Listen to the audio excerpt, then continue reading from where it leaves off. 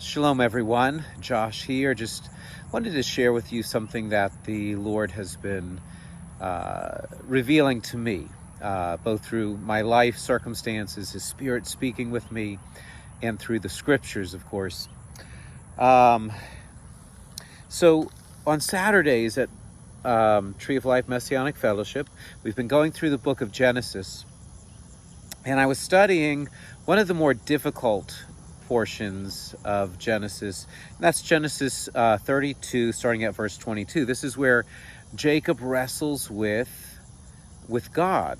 Although at first, this entity with whom he wrestles is just called a man, sometimes called an angel. Jacob believes he had an encounter with God. But anyway, there's a lot of questions about this passage, both theologically and practically. Why is it here?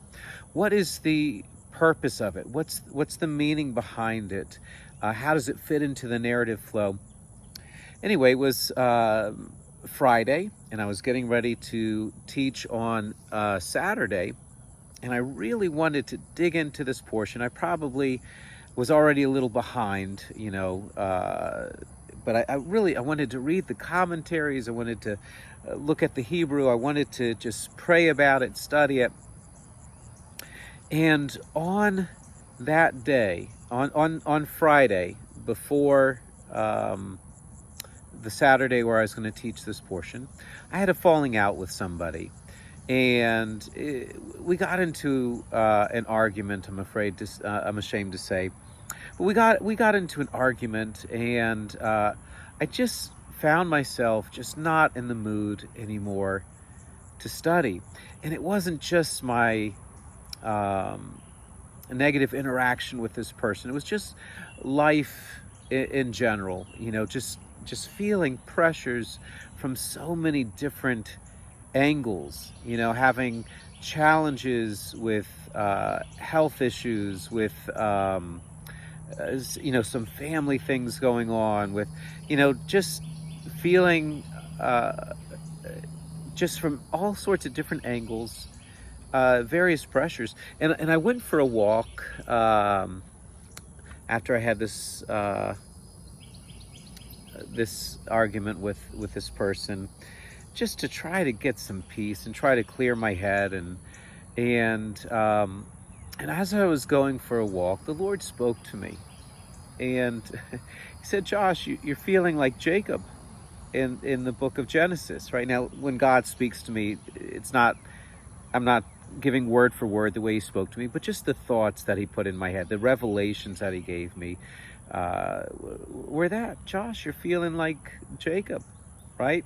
Here's Jacob. He just left Laban, with whom he had a falling out. Right? It was terrible. Jacob had to leave Laban's land. Laban was cheating him, and before that, he had a falling out with his brother, with Esau.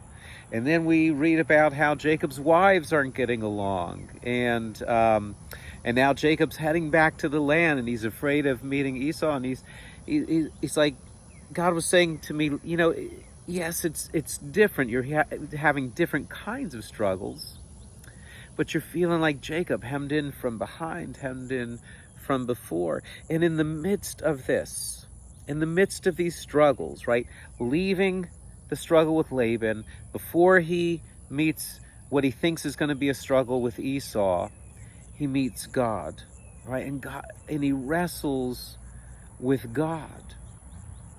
And what the Lord showed me was that all of my perceived issues and struggles are actually struggles with God. Jacob wrestles with God. God ends up humbling him, touching his hip so that he has to limp. God blesses him. And all these other things are actually secondary to Jacob's wrestling with God. And I needed to wrestle with God. Everything that I thought was something other than God. I'm arguing with this person. I'm dealing with this issue. I'm dealing with that issue, this pressure, that pressure. all of those things are subsidiary, they're secondary. Primarily, what I was struggling with or needed to struggle with was God. Now, in what way do we struggle with God, especially those of us who are followers of Yeshua, of Jesus the Messiah? How do we struggle with God? Okay, and the struggle comes at the cross. You know, where we come to the cross and we see Messiah on the cross and we hear the voice of God saying, "Be crucified yourself." You know, so often we hone in on like John 3:16. Whoever believes in him will not perish but have eternal life, right? And so we hook onto that word believe. But there are other words used of our interaction with the crucified Messiah, with the cross, with the crucifixion, right? We are to be united with him in a death like his, Paul says in Romans 6:5. Or in Galatians 2:20, he says, I have been crucified with Messiah, right? So there's this having to lay it down. And even Yeshua in Matthew 16:24, he says, whoever would come after me, let him deny himself and take up his cross and follow me. You see, it's not just Yeshua's cross, it's our cross. That's where we meet God. That's where we need to be humbled, right? And so if I can get that right, God was saying to me, if I can get that right, if I get my relationship with God right, struggling with him, what's the struggle? It's not struggling against him, but it's struggling with him, that the fleshly desires be crucified. And by fleshly desires, we're not just talking about, sexual sins or gluttony.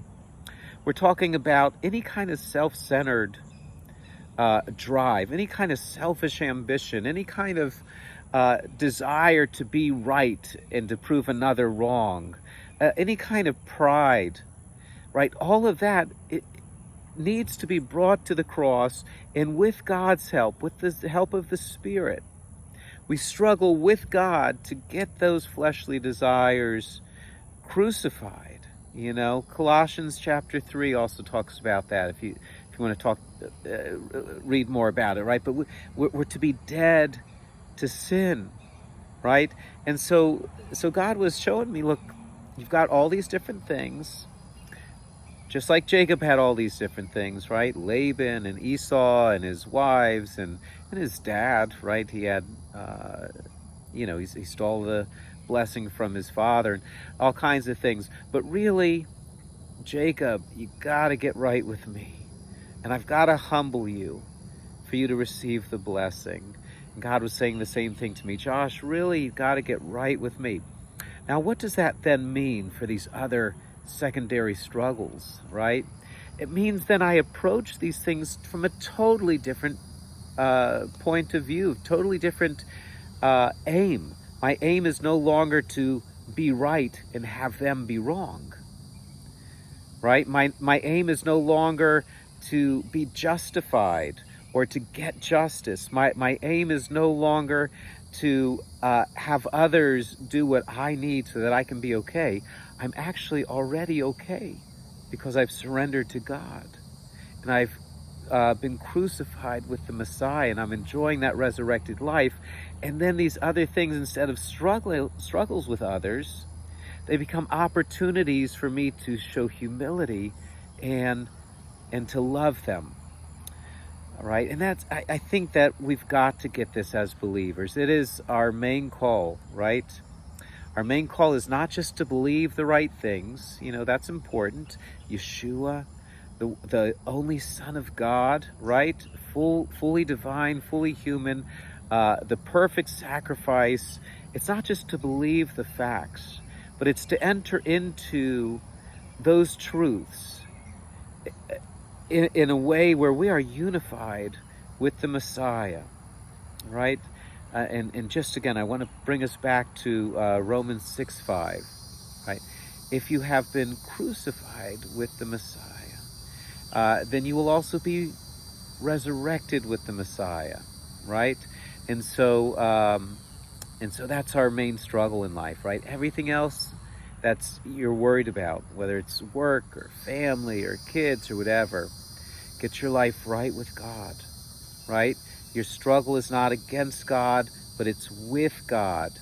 To to the crucifixion of the flesh, like Jacob was touched on the hip and he had to limp, right? Our fleshly desires need to die so we can live in the newness and in the joy of that resurrected life, and then interact with others from that place of security in the Lord, that place of love in the Lord, and no longer a desire to be right and have them be wrong, but just to have our cups overflow so that the blessing with which we've received from the Lord, like Jacob received blessing, we receive that blessing and then it overflows and others are blessed as well.